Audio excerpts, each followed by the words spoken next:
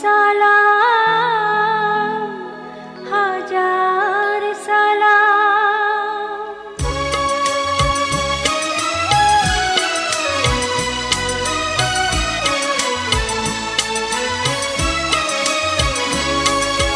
সালাম সালাম হাজার সালাম সকল শহীদ চরণে, আমার হৃদয়ে রেখে যেতে চাই তাদের স্মৃতির চরণে। আমরা দাঁড়িয়ে আছি বাংলাদেশের বৃহত্তম বধ্যভূমি, যেখানে হাজার হাজার বাঙালিকে হত্যা করা হয়েছিল। সেই কয়েকজন বধ্যভূমির জায়গায় এখানে এখন এই হত্যাকাণ্ডে প্রত্যক্ষদর্শী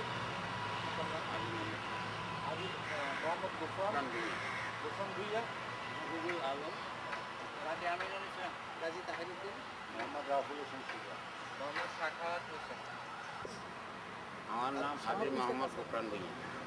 আমি 1931 সালে কারাগার এখানে যখন গণ্ডগোল হয়, ভুইয়ারদের বহুত লোক আক্রমণ করা হয়, তখন আমি পাহাড়তলি গোসা মাজারের নিকটে আমার দোকান ছিল।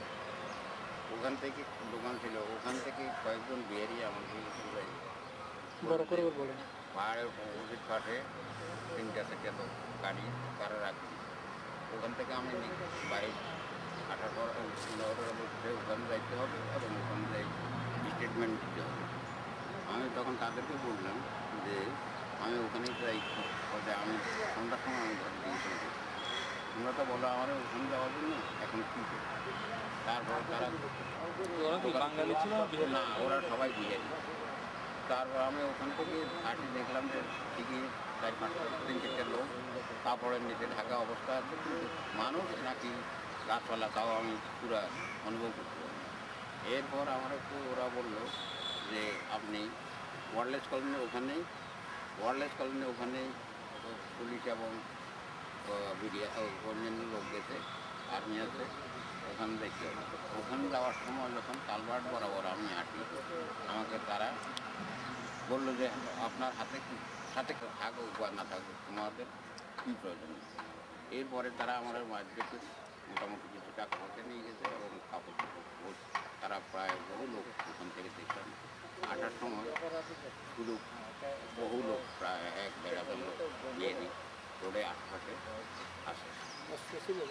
আসতেছে। তখন আমি এখানে আসি। তাদের কাছে কি কোনো অস্ত্র ছিল? না, আমার কাছে কোনো অস্ত্র না, ওদের কাছে অস্ত্র হাত থেকে অস্ত্র কারো অস্ত্র দিয়ে কাউকে আঘাত করেনি। তারা আঘাত করতে কোন জায়গায় আমি তার তখন অস্ত্র দিয়ে আঘাত করি, তাদেরকে মারছি।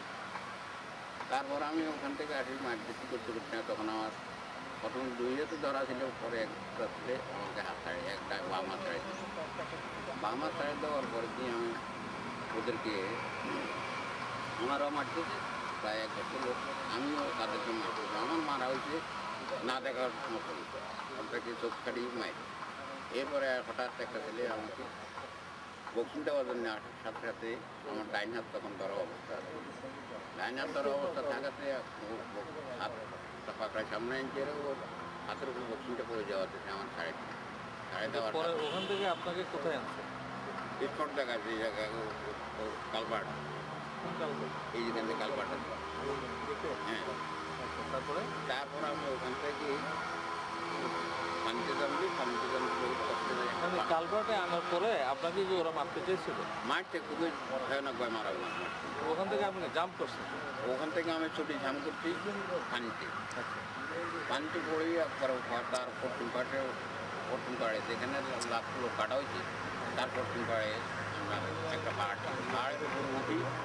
আমি ওখানে একটা গর্ত আসলে গর্ত পাইছি, গর্তের নিচে পাহাড়টা কোন দিকে? পাহাড়টা এখন পশ্চিম পাশে আছে। পাহাড়টা এখন উঠান না, পাহাড়টা এখন এই বরাবরের পশ্চিম পাশে এখনো পাহাড়টা এখনো আছে। এই বিল্ডিং হচ্ছে, বিল্ডিংয়ের সাথে পাহাড়টা, এই বিল্ডিংটাও পাহাড়ের ভিতরে।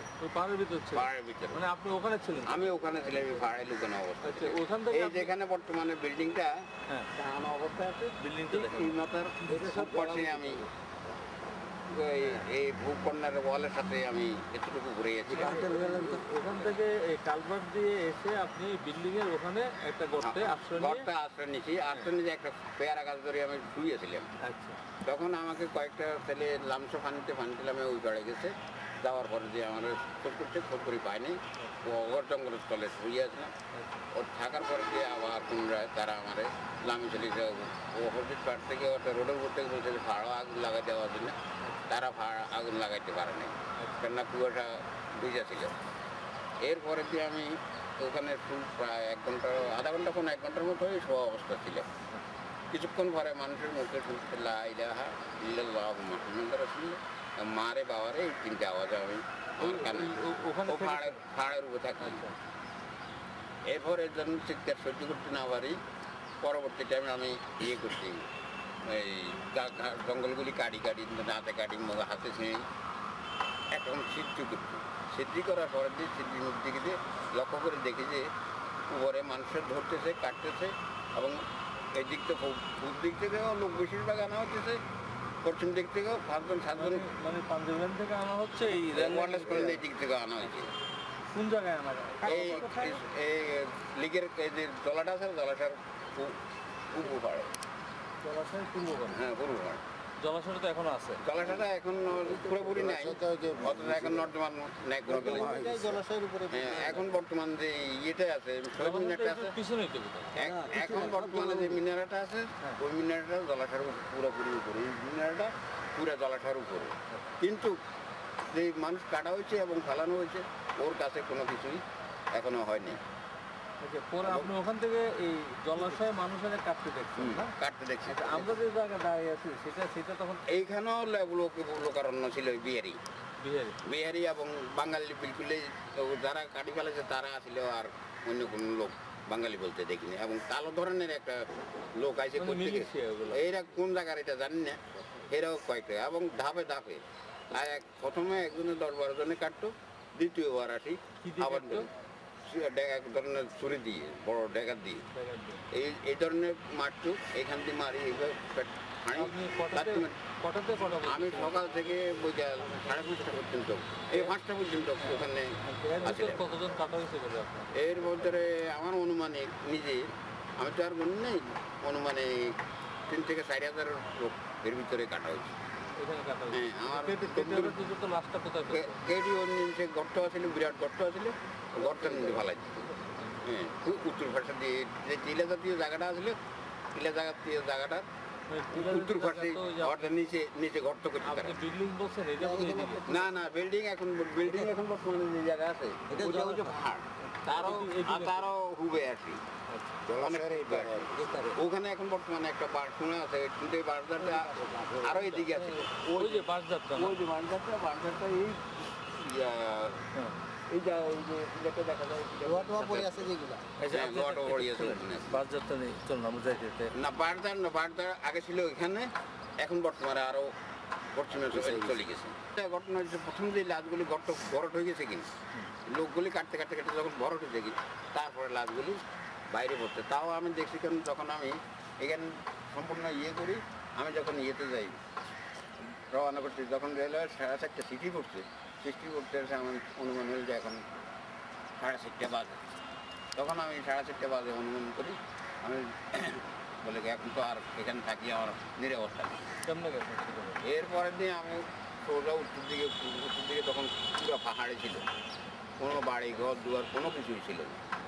এরপর আমি বাড়িঘর দুয়ার না থাকার থেকে দিয়ে চলতে হয় দিকের পণ্যের অর্ধেক আন্তাজে, সম্পূর্ণ আন্তাজে চলা, কিন্তু পশ্চিমে চলা নাই থেকে। ওই খয় দিকের কোনা বরাবর গেছি, আরে হঠাৎ এখানে একটা ট্রেনে গেছিলো, ট্রেনে দেখে চিন্তা করলাম যে এটাই হয়েছে। তখন ওখানে যাই দেখি যে নানা রকম চিৎকার, নজর করে দেখলাম যে ওখানেও লোক কাটে, দেখি আবার পুনরায় আমি আরও পূবে আসি, উত্তরে রওনা করছি। উত্তর দিকে রওনা করি, অনেক দূর যাই, তারপরে আবার চিন্তা করলাম না এই অবস্থা গেলে তো আমার কোথায় যাই ফুটত। তখন আবার জঙ্গলের ভিতর দিয়ে রওনা করার পরের দিন আমরা ইয়েতে গেছি, এখানে ভিতর দিয়ে আমার একটু চেনা জায়গা হয়েছে, ওই জায়গায় যাই। একটু লক্ষ্য চলতে মসজিদের কাছে বরাবর বাট্টা মিয়ার একটা খামার ছিল, ওই খামারে ঢুকতো। এখন কিন্তু আমি আমার গায়ে শুধু একটা গেঞ্জি আছে, আমি পুরো লোক ও স্কুল অবস্থা। এই অবস্থাতে বাথরুমের এই খামারে ঢুকি, বাইলে ব্যাগ করে পুরা ছিঁড়া ফাটা একবারে একটা কাপ লুঙ্গি, ওইটা দিয়ে কোনো রকম পেতে গেছে। মসজিদে গেছি আর ইমাম সাহেব আমাকে ডাকে বললো যে আপনি তাড়াতাড়ি বাইরে যান। ওই মসজিদের ইমাম আমাকে বাইরে যাওয়ার জন্য বলছে, আর আমি বলে ঠিক আছে আমি চলে যেতেছি। এখন না আমি বাইরে নামছি আর দেখি যে ওই স্বতন্ত্র রবি পড়াইতো আমাদের দেশের এই হাজারগঞ্জ বাড়ি, উনি দেখেছি লুঙ্গি একটা কান্দ করি মাথার থেকে নামছে। ইন দ্য মিন টাইম আমি ওনার লুঙ্গিটা টান দিয়ে ওনারে ধরি, পরিয়ে ওনারে ধরি কান্দে। উনি বলি যে আপনি তাড়াতাড়ি চলছেন এখান থেকে। এরপর আমার বাসা ছিল কিছু কাছে, দোকানে ঢুকি, বাসা কোথায় ছিল? মাথার সাথেই। আপনি তাহলে গোটা দুনিয়া ঘুরে আবার প্রশ্ন করেন। হ্যাঁ, আবার পুনরে ওখানে গেছি আল্লাহ নেওয়া। তখন বাসার কি অবস্থা ছিল? বাসা যায় দেখেছি আমার কোনো কাপড় টুপড় কোনো কিছু নাই। আজ লাস্ট পাইছি একটা পাঞ্জাবি, লুটপাট হয়ে গেছে। সব লুটপাট, দোকানও লুটপাট, কিচ্ছু নেই দোকানে। লাস্ট পর্যন্ত একটা পাঞ্জাবি পাওয়াতে ওইটা গায়ে দিয়ে আমি এখন রেলের যে ড্রেন করছি, ময়লার ড্রেন, এই রেল লাইন নিচে দিয়েছি গেরিমি ওইদিকে, এই ময়লার ড্রেনের পাশে দিদি আমি ময়লার উপর দিচ্ছি দিয়ে মার্কেটে যাই।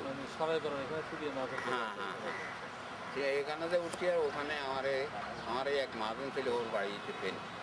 ওখানে উঠে আপনি মোটামুটি? হ্যাঁ, ওখানে উঠে তারপর ফেনি উনি আমাকে বললো যে তাড়াতাড়ি নিয়ে ঘরের পিছনে নিয়ে কাপড় পানি টানি দিয়ে বোতল গা ধোয়ার ওর অন্য দোকান থেকে রেডিমেড তো এরিয়ার কি কার। এরপর কোথায় গেছেন এগুলো করে? তারপরে আমি ওখান থেকে নিয়ে বলছি আমরা কই দিচ্ছি আপনার নিরবতা পাইছি। আমি বললে আমি মুর্শিদাবাদ গেলে আমার ওখানে বগ্নিপতি আছে এবং আমার তালবনি জামাই আছে, রেলওয়ে এই আছে লেবার অফিসার, ওনার বাসায় আছে। তারপর ওখানে গেলাম, ওখানে গেছি আর ওনারা এবং অনেক লোকই বাঙালি আমার সাথে যাওয়ার পর যে ওখানে আমার ডাক্তার আনলেও এই করলো আনলো ওটাই ট্রিটমেন্ট করতে ডাক্তারে ছিল। লাস্ট লোকে বললো যে আমরা নবীজটির বাড়িতে আসি। পরের দিন সকালে 8টার দিকে 8টা বাজেই হ্যাঁ নবীজটি ওখানে গেলাম। নবীজটি সাহেব আমার প্রথম দেখি কে আপনি এবং অন্যান্য বহু লোকে গেছে, ওই বাচ্চা মেয়ের ভাই গেল, অন্যান্য বুড়ার কিনে দেন উনি গেল। যাওয়ার পরে নবীজটি আমাদের বলছে এখানে আমি কালকের দিনে 3-4 বার গেছি, কোনো লোকেই ওখানে কাটা হয়নি। তখন এটা নবীজটি বলছে, যখন এই কথা বলছে তখন আমার মনে আসি গেছে গোসা আসি। উনি যত বড়ই হচ্ছে কিন্তু আমি তাদেরকে রেয়াই করি না, সাথে সাথে আমি বলছি আপনি কী বলেন এগুলো, যেখানে 3-4 হাজার লোক কাটা গেছে সেখানে আপনি বললে ওখানে লোকে কাটা যায়নি, এটা কী ধরনের কথা বলুন। উনি আমার উঠে বলে তাহলে তুমি লালদিঘি টেলিফোন করো। ওখানে টেলিফোন করতে ওখান থেকে পাকিস্তানি এক সৈন্য হোক বা পরে জানছি আর কি দিয়েছি, প্রথম দিয়েছি রিসিভ করতে। উনি আমাকে বললো যে আমরা গিয়েছিলাম, তবে এরকম ধরনের তো কথা শুনি। এরপরে দিয়ে আমি বললে স্যার এই ঘটনা, ওনার বলছে ও আবার কিছু মোটামুটি বাংলা জানে, যে ডিএসপির সাথে কথা বলছি ও মোটামুটি বাংলা জানে। আসছে না উনি আসে নাই, কিন্তু উনি ভাড়া দিয়েছে 3টা গাড়ি পাকিস্তানি আর ওরা নিচে গেছে। নবীজ্যোতি আমি দোতলা থেকে নিচে আছি, নিচে আসার সাথে সাথে নবীজ্যোতি ওদের গাড়িতে আমার উঠেছি। নবীজ্যোতি আউটে পরে আমি ওখানে গেছি, লালদিঘা যাই আমার এক রুমে নিয়ে গেছেন। এরপর দিয়ে আমার সার্কিট হাউসে নিয়ে গেছে, তাদেরকে ট্রিটমেন্টটা দেওয়ার পর দিয়ে আমার তাহলে তুমি ওখানে চলো। আমাকে 2-4-5টা আর্মি গাড়ি আর বিটির থেকে ভাটতলি বিটির থেকে একটা ট্রাক লোক বিটির থেকে কয়েকটা বাঙালি পুলিশ ছিল বিটির নিয়ে আসি। আমি যখন গাড়ি থাকা অবস্থায় একজন ওদেরকে অর্ডার দিলাম যে একটা লোক করে কি পোগাইতেছে, তখন আমি বললো এই যে এরিয়াকে অ্যারেস্ট করে। তখন এই যে এরার গাড়ি থেকে নামি, যখন এরা দৈবার গেছে এরা গাড়ি জানা যাওয়ার পরে এরা তাড়াতাড়ি আমার গাড়িতে ফিরে গেছে, ফিরে গিয়ে আমার খুবই একটা গাইড ছিল, দেখেছেন কোনো রকম কোনো বাড়িতে কোনো আক্রমণ না আসতে পারে। তারা চতুর্দিক থেকে গাইড দিয়ে আমাকে আবার তারকাটা হয়েছে নিয়ে যে ওখানে কথাবার্তা বলে কথাবার্তার পরে আমার বললো যে রাত এখানে থাকতে পরে রাত্রে আমার তারা এক মিনিট থেকে দুটা ট্রাক নিয়ে পুলিশ লেয়ারটাকে আসার পরে আমি তো সব কিছু দেখলাম, আমিও সাথে ছিলাম। আসে এখানে আমার বললো যে ইয়ে করছে এখানে কোথায় কী ব্যবস্থা হয়। তখন দেখলাম যে একটা লোকের আর একটা লোকের হৃদয় জড়ো করে ধরে যাচ্ছে, এসিক মারিয়ে রাখছে, নানা রকম অর্থাৎ কি টর্চারিং দেখা যাইতেছে। তখন তারা একটা ট্রাকে অনেকগুলি লোক উঠানোর পরে আমার ডিএসপি যে লালদিঘাড়া যে ডিএসপির কথা উনি বল যে এই লোকগুলো যদি আমরা এখন ইয়েতে নিই, এই টাউনে নিই, তাহলে দেখো বহুত অসুবিধা হয়েছে। তারপরে এখানে পাশে আগে যে গর্ত আছে গর্তের পাশেই আরেকটা 7-8 হাত দূরে 10 হাত দূরে আরেকটা গর্ত করি, ওখানে লোকগুলি দাপন করতে। তো ওদেরকে পুরোপুরি দাপন করতে পারেনি। আর ওই যে পুরানো গর্তটা ছিল এদের কারোর হাত দেখা গেছে, কারো পা দেখা গেছে, কারো মাথা দেখা গেছে, কারো চুল দেখা গেছে, কারো কাপড় দেখা যাচ্ছে। অর্থাৎ বাইরে কত পুরো গর্তটা বহুত গভীর ছিল। যা দেখছি আমি তাতে পরের দিন যা দেখছি প্রথম দিন তো পাহাড়ে উঠে পরের দিনটা আমি একটা ডাইরেক্ট ওই জায়গায় আসি আমি উপস্থিত। লাস্টে আমি ওখান থেকে তাদেরকে তারা বলছে ঠিক আছে তুমি চলো এখন পাঠা। আমি ওখান থেকে চলে গেছে আবার এই চাকরি। এখন আমার ভাড়া দিতে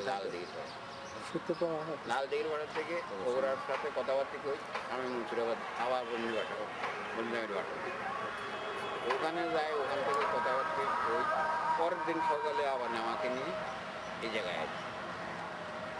এই জায়গায় আছি ওয়ারলেস কলেজ থেকে মোটামুটি কিছু লোক ওর থেকে আমি যারা দেখছি অনেকের ছোটও দেখছি, অনেকের হয়তো বিহারি বলেও অনুমান করি, অনেকের আমি ধরাইছি এবং দেখা দিচ্ছি তারা দৌড়ে যেতে ধরে তারা পাকিস্তানি আর্মি হলেও আমি তাদেরকে ধরতে পারছি খুবই একটা মারপিট করছে এবং তাদেরকে শেষ পর্যন্ত জেলখানা নিয়ে বসছে।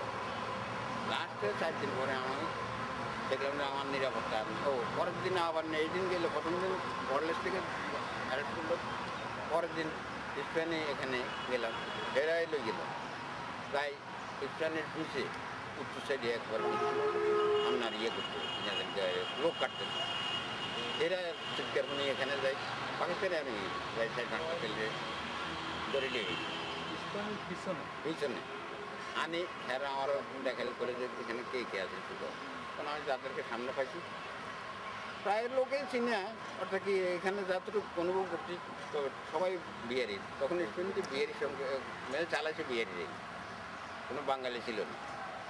এর অবস্থায় তারপর দিয়ে ওদেরকে অ্যারেস্ট করে এরপর দিয়ে আমি আমাকে নিয়ে আমার বাটা পৌঁছাই দিয়েছি।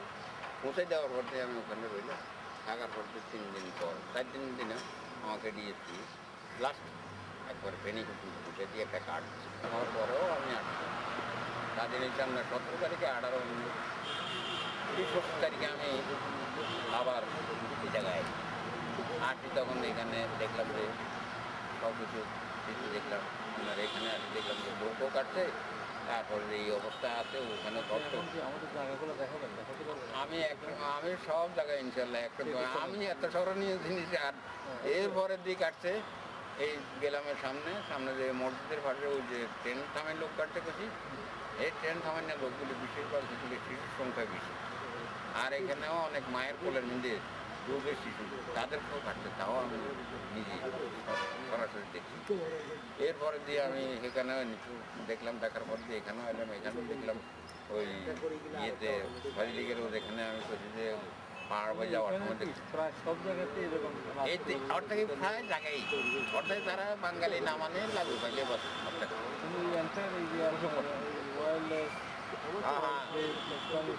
এই আম বাগান টাগান এখানে সবাই লোক এসব এলাকার লোকই বেশি, বাইরের লোক আমাদের। তবে বাইরের লোক বলতে ওই যে নাজিরার দোয়াদের একটা ট্রেন 3টা ট্রেন কাটছে, এই 3টা ট্রেনের লোক বাইরের যেখানে এই জায়গাটাতে রমনা দুইটাই মানে এখানে কাটছে না? এখানে কাটছে ওগুলি এদিক থেকে আনছে তখন মাঝদিতে আনি এইখানেই কাটি এখানে কাটতে ধরনের কাটি লাঠি মারি লাঠি মারি তারা গর্ত নিত এখানে বিরাট অতিরিক্ত বিরাট গর্ত দিত ওই গর্তটা পূরণ হওয়ার কি এখানে মানে খালি সমান কিছু জায়গা ছিল জলাশয় ওই জলাশয় জলাশয় না এইটা পানি ছিল না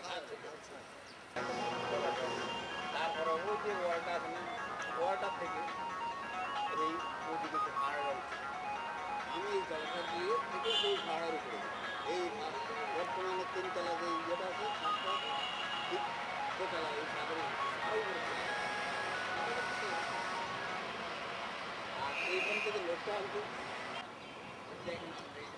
তুমি দাঁড়াও আমি করে ফেলাই কলোনিতে আছো এই যে আর এই পথে সব লোকগুলি সব লোকগুলি একই পথে ঢুকে যে মূল যে বদ্ধভূমি ছিল সেই বদ্ধভূমিটিকে সরকার বদ্ধভূমি হিসাবে চিহ্নিত করে জায়গা বরাদ্দ দিলেও প্রভাবশালী ব্যক্তি তার প্রভাব দিয়ে এই বদ্ধভূমিটিকে দখল করে একটি বেসরকারি বিশ্ববিদ্যালয়ের ভবন নির্মাণ করছেন এবং সম্ভবত তারই প্রভাবে সরকারি আমলাদের একাংশ এই পরিকল্পনাটি এখনও বাস্তবায়িত হতে দিচ্ছে না। ভাষা